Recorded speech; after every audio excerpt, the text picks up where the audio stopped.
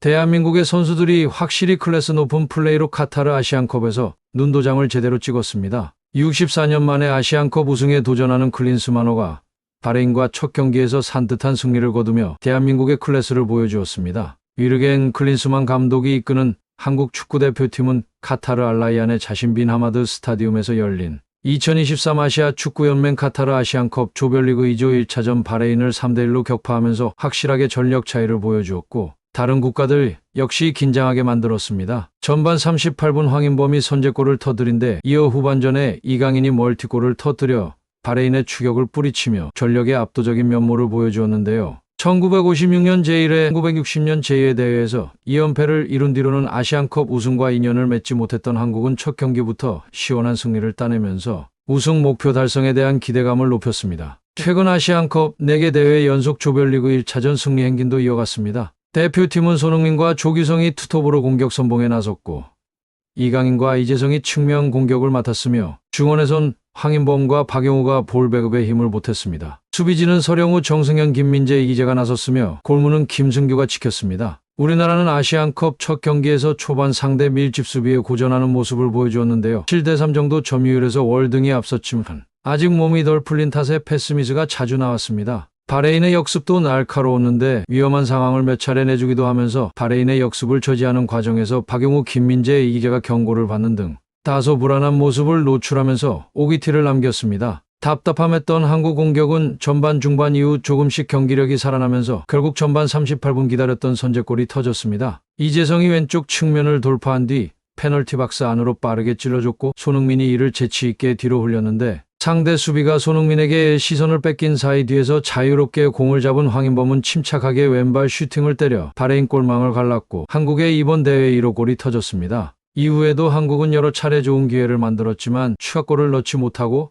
한 골 차로 앞선 채 전반전을 마쳤고, 전반을 1대0으로 앞선 채 마친 한국은 후반 6분 뼈아픈 동점골을 허용했습니다. 왼쪽 측면에서 올라온 크로스를 한국 수비진이 제대로 걷어내지 못한 것이 화근이었는데, 문전에서 공을 잡은 바레인의 에이스 압둘라 아라샤시가 슈팅이 골로 연결되면서 우리나라의 이번 대회 첫 실점이자 A매치 8경기 만에 내준 실점이었습니다. 하지만 우리나라는 곧바로 추가골을 터뜨리면서 화력에 불을 붙였습니다. 김민재의 패스를 받은 이강인이 후반 11분 강력한 왼발 중거리 슛으로 바레인 골문 구석을 파고들면서 이강인의 아시안컵 첫 골이자 A매치 5골이 기록되었습니다. 다시 경기 주도권을 잡은 한국은 2대1로 앞선 후반 23분 이강인이 다시 바레인에게 쐐기를 박으면서 이강인의 멀티골이 기록되었습니다. 역습 상황에서 손흥민이 황인범에게 패스를 연결했고, 황인범은 다시 반대편에 있던 이강인에게 빠르게 찔러줬는데 페널티 박스 안에서 공을 잡은 이강인은 수비수 한 명을 침착하게 따돌린 뒤 왼발 가마차기로 득점을 마무리했습니다. 이강인이 A매치에서 한 경기 멀티골을 기록한 것은 지난해 10월 튀니지와 평가전에 이어 두 번째 멀티골입니다. 두 골 차로 앞서자 클린스만 감독은 조규성, 박용우, 이재성을 잇따라 벤치로 불러들이고 홍현석, 박진섭, 정우영을 투입하면서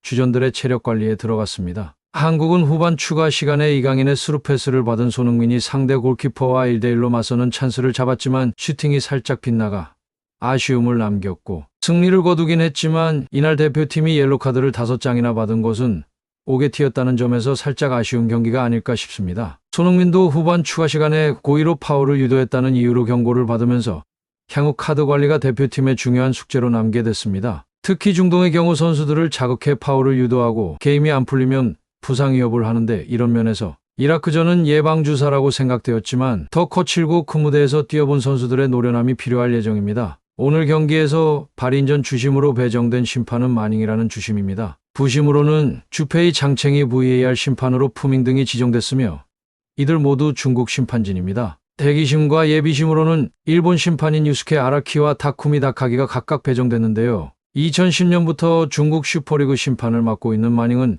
2011년부터 국제축구연맹 주관대회 심판을 맡기 시작하면서 2021년 대한민국과 아랍에미리트 A매치, 2018년 대한민국과 코스타리카 A매치, 2020년 대한민국과 사우디아라비아 U23 챔피언십 결승전 등에서 활약했습니다. 앞서 열린 국제대회에서 대한민국 대표팀은 심판의 오심과 석연치 않은 판정 등으로 마음고생한 적이 종종 있는데, 이번 아시안컵 바레인전에서는 마닝 주심이 공정하고 결단력 있는 경기 진행을 보여주기를 국내 축구 팬들이 고대하고 있었습니다. 하지만 역시나 손흥민이 넘어지자 곧바로 옐로카드를 꺼내들면서 손흥민이 아무런 이유 없이 넘어져 헐리우드 액션을 선보였다고 봤습니다. 해외 베팅업체 전문가 오즈들은 아시안컵 우승을 일본이 할 것이라며 투표에서 일본이 1위 뒤에 한국이 2위에 뽑혔습니다. 이런 이유는 일본이 보여준 10연승 45골을 터뜨리면서 화력을 뽐냈기 때문인데요. 하지만 일본 역시 14일 베트남과의 경기에서 전력의 단점이 노출되면서 우리에겐 좋은 분석이 되었습니다. 일본은 1군과 2군의 차이가 크지 않다는 점에서 전력에서 우위라고 보고 있지만 우리 선수들도 만만치 않지만 하지만 아쉬운 건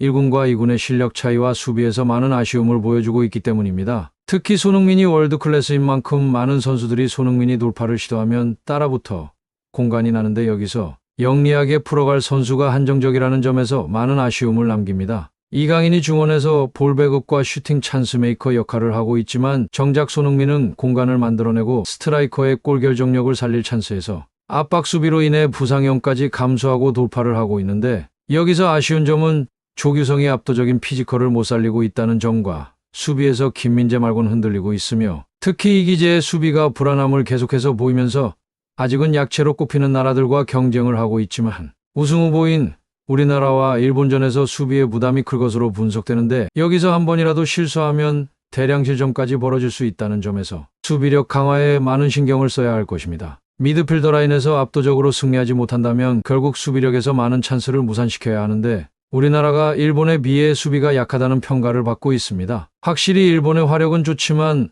어제 경기에서 94위의 베트남에게 고전한 일본은 완벽하지 못한 경기력을 노출했다는 것은 분명합니다. 일본은 특히 낮은 제공권 장악력으로 인해 세트피스에서 약점을 보였고 일본은 1대0으로 앞서던 전반 16분 베트남의 코너킥 상황에서 동점골을 헌납했고 전반 33분엔 프리킥을 내준 뒤 비에란이 전달받은 크로스를 타점 높은 헤더로 골문을 노리면서 일본 스즈키 골키퍼가 이를 쳐내자 쇄도하던 뚜원하이가 텅 빈 골문에 밀어넣어 역전골을 내줬다는 겁니다. 장신 선수가 부족한 일본의 약점이 나온 순간이었으며 우리에겐 좋은 데이터가 되었습니다. 이강인은 7월 PSG와 2028년까지 계약하면서 카타르 국왕 소유의 구단 PSG의 유니폼을 입었고 지난 4일 프랑스 파리의 파르크 데 프랑스에서 열린 툴루즈와의 2023 트로페 데 샹피온 프랑스 슈퍼컵에서 3분 만에 이강인의 선제골이 터지면서 이로써 PSG는 1995년 시작된 트로페 데 샹피온에서 통산 12번째 우승을 거두었습니다. 오늘 경기를 지켜본 카타르 국왕은 이강인이 정말 자랑스러울 것입니다. 자신이 소유한 세계적인 구단 PSG의 선수가 아시안컵에서 그것도 데뷔골과 멀티골까지 한 번에 만들어냈으며 아직도 어린 선수가 엄청난 퍼포먼스를 보여주고 있기 때문인데요. 거기에 이강인은 아직 미래가 창창하며 기량면에서 확실히 폼이 올라오고 있기 때문에 카타르 국왕은 이강인을 눈에 담아두었습니다. 끝으로 시청해주셔서 감사합니다. 구독과 좋아요, 알림 설정은 제작에 큰 힘이 됩니다.